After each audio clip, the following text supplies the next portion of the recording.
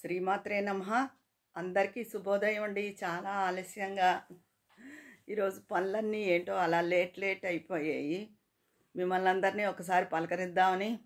ఆ, నిన్న నేను చెప్పిన విషయానికి అందరూ ఏమీ వర్రీ అవ్వద్దు, మీరు ఇంట్లో మనిషిలా అనిపిస్తారా, చాలా చాలా చాలా అభిమానం కురిపించారు. అయితే నా ఆలోచన కూడా ఒక రకంగా తప్పై ఉండొచ్చు. ఎందుకంటే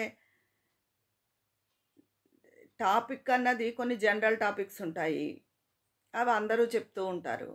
నాకు అనిపించింది ఏంటంటే అది జనరల్ టాపిక్ కాదు, మామూలుగా నేను చెప్పింది సేమ్ అదే అలా 2-3 సార్లు అబ్జర్వ్ చేశాను. దాంతో కొంచెం ఇదిగా అనిపించింది. But I live it. కానీ మీతో ఒకసారి షేర్ చేసుకుందామని అలా చెప్పడం జరిగింది. తర్వాత ఎందుకో నాకే సిల్లీగా అనిపించింది.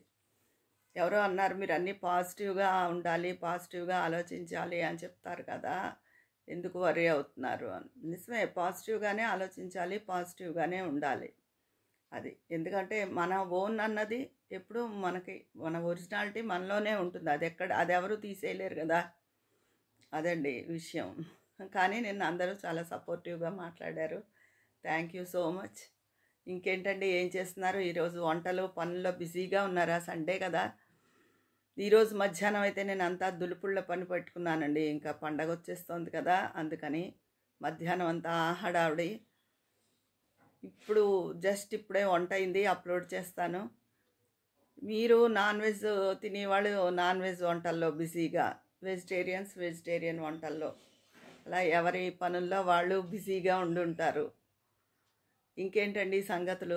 సండే ఎక్కడికైనా వెళ్తారా? ప్లానింగ్స్ ఉన్నాయా? మీరు జనవరి 1కి ముందే ఇల్లు అన్నీ దులిపేసుకున్నారా, లేకపోతే మీకు ఇంకా పెండింగ్ పనులు ఉన్నాయా?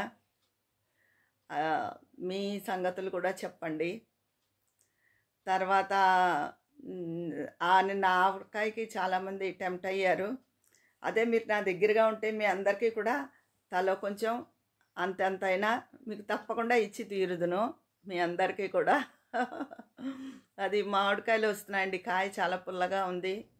రాత్రి కొంచెం ఊరికే దోశలో రుచి చూశాను, బాగున్నట్టే అన్ని పాళ్ళు సరిపోయి.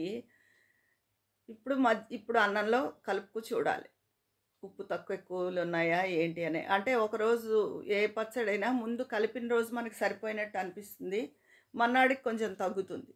అందుకని అది చూసుకోవాలి. తర్వాత వచ్చి ఎప్పుడు మన ఆడవాళ్ళం, మన అంతటి వాళ్ళం మనం అంటాం కదా. అయితే ఈరోజు నేను ఒక విషయం చెప్తున్నానండి. అంటే విన్ని మాకు తెలిసిన వాళ్ళు కొంచెం పడుతున్న విషయమే.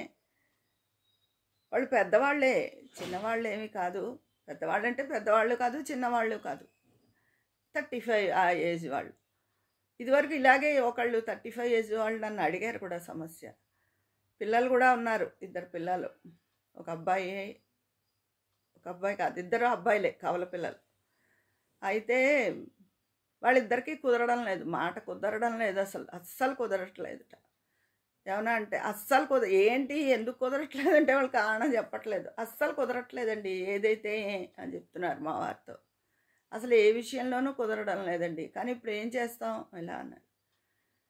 ఈయన అన్నారు, ఇవన్నీ మీరు ముందు ఆలోచించుకోవాలి. 2 కవల పిల్లలు ఉన్నారంటున్నారు. కవల పిల్లలే ఉండి ఏ పిల్లలైనా 2 పిల్లలు ఉన్నారు. అలాంటప్పుడు ఇప్పుడు మీరు కుదరట్లేదు అంటే పిల్లలు ఏమైపోతారు? మీరు మార్చుకోవాలి, అడ్జస్ట్ అవ్వాలి. ఇన్నాళ్ళు కుదిరింది, ఇప్పుడు కుదరట్లేదు అంటే ఎలాగా? అంటే మొన్నాడు ఆవిడొచ్చింది, ఆవిడ అదే చెప్తోంది. అంటే ఈయనకి తెలుసు బాగా వాళ్ళు.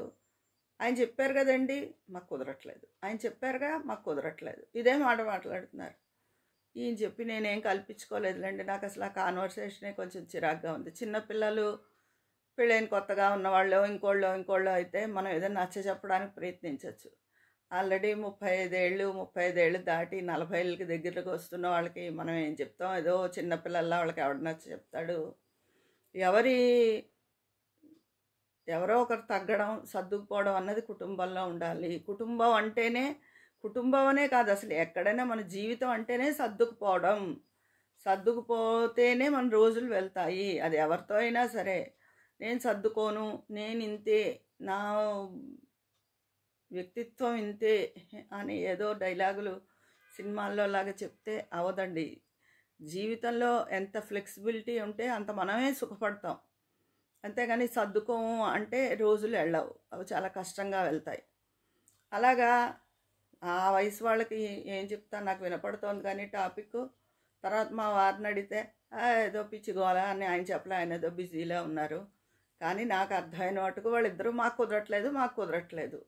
ఈ మధ్య మ్యూచువల్ డైవర్స్ అనేది కొంచెం ఈజీ వే అయిందిలేండి, ఇదివరకు కన్నా 3 నెలల్లోనే అలా వచ్చేసి ఇలా అయింది. ఆ వాటిని కొన్ని చట్టాలను అడ్డం పెట్టుకుని చాలామంది ఇష్టం వచ్చినట్టు చెయ్యొచ్చు అని అనుకుంటున్నారు. అది ఎలా కుదురుతుందండి? పిల్లలు ఒక కుటుంబం ఏర్పడినప్పుడు ఎవరు సర్దుకుంటే బాగుంటుంది అని ఆలోచించుకోవాలి. కానీ మాకు కుదరట్లేదు అంతంత 40 దగ్గరలోకి వస్తున్న వాళ్ళు కూడా అలా మాట్లాడితే ఎలాగా?